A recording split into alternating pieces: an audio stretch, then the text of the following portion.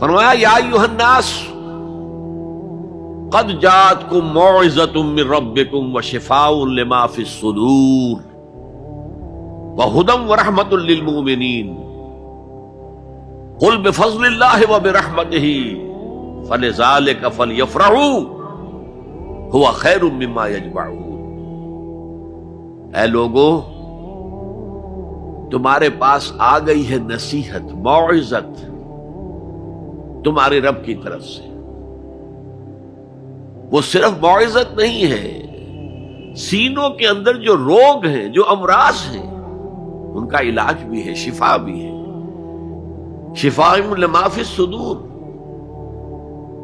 تیسرے درجے میں وہ ہدایت ہے، وہ بتاتی ہے کدھر جاؤ کدھر نہ جاؤ۔ جیسے آپ نے دیکھا ہوگا پہاڑی راستوں پر قدم قدم کے اوپر کوشن ہوتا ہے، یہاں سپیڈ کم کر لو ورنہ تم کسی کھائی میں جا گرو گے۔ تو یہ ہدایت کیا ہے؟ دیکھو ادھر مت جانا، ادھر جاؤ۔ اگر ادھر جاؤ گے تمہارا سارا معاملہ تلپٹ ہو جائے گا۔ یہ ہے ہدایت۔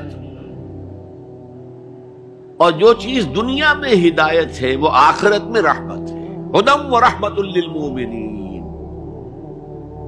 اب میں چاہتا ہوں ان چار الفاظ میں جو ربط ہے اسے سمجھیں۔ دیکھیے، اگر کسی ایسی زمین پر بارش برسے جو اوپر سے بہت سخت ہے تو پانی بہہ جائے گا، زمین میں جذب نہیں ہوگا تو کوئی روئیدگی پیدا نہیں ہوگی۔ اگر دل سخت ہے تو قرآن مجید ان پر کوئی اثر نہیں کرے گا۔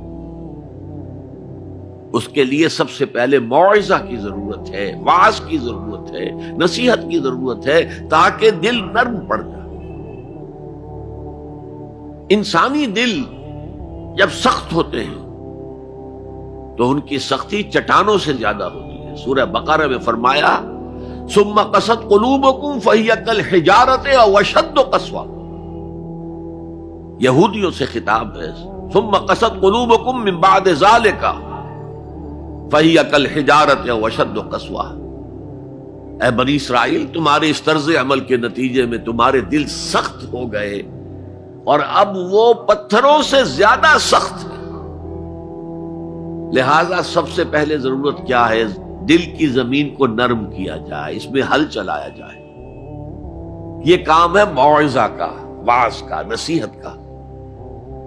ہمارے معاشرے میں کسی زمانے میں وعظ کا بڑا رواج تھا، آج کل یہ چیز ختم ہو گئی، بلکہ وعظ کو گھٹیا بات سمجھا جاتا ہے۔ بھائی کوئی عقلی بات کرو، کوئی علمی بات کرو، تم تو وعظ کہہ رہے ہو، گویا کہ وعظ گھٹیا چیز ہے۔ نہیں، وعظ سے دل میں رقت پیدا ہوتی ہے، نرمی پیدا ہوتی ہے۔ تو قرآن مجید ہی سب سے بڑا موعظہ ہے۔ ہم نے بدقسمتی سے کیا کیا، جب وعظ کہے جاتے تھے تب بھی مثنوی مولانا روم سے، ضعیف احادیث سے، واعظ دستاں زنو افسانہ بند، واعظ بڑے اونچے اونچے ہاتھ چلا کر اور افسانہ جو ہے بیان کر رہا ہے، لیکن اس کا حال کیا ہے؟ از خطیب و دیلمی گفتار اوست، با ضعیف و شاذ و مرسل کار اوست۔ وہ خطیب بغدادی کی جو احادیث ہیں، جو سب سے گھٹیا درجے کی کتاب حدیث کی، سب سے کم تر درجے کی کتاب حدیث کی، ضعیف کتابوں کے یوں سمجھئے کہ بہت بڑے مجموعے، وہاں سے وہ حدیثیں لا رہا ہے۔ الضعیف و شاذ و مرسل کار ہو، ضعیف حدیث، شاذ حدیث، مرسل حدیث سے وہ بیان کر رہا ہے، قرآن سے اس کا کوئی تعلق۔ قرآن مجید سب سے بڑا واعظ ہے۔ یا ایھا الناس قد جاءتکم موعظۃ۔ یہ دل کو جب نرم کرتا ہے تو پھر اس میں جذب ہوتا ہے، یہ سیکنڈ سٹیپ ہے اس کا۔ اور جب دل میں جذب ہوگا تو دل کے اندر کی بیماریوں کو دور کر دے گا۔ دل کے اندر کی بیماریاں کون سی ہیں؟ تھرومبوسس نہیں، جائنا نہیں، وہ اور ہے۔ وہ دل کی بیماریاں جن کے لیے قرآن شفا ہے، وہ ہے تکبر، حسد، حب مال، حب دنیا، حب جاہ، حب شہرت، یہ ہیں وہ چیزیں کہ جو اصل ہیں، جو دل کے امراض ہیں، ان سب کو جڑ سے نکال کر پھینک دے گا قرآن حکیم۔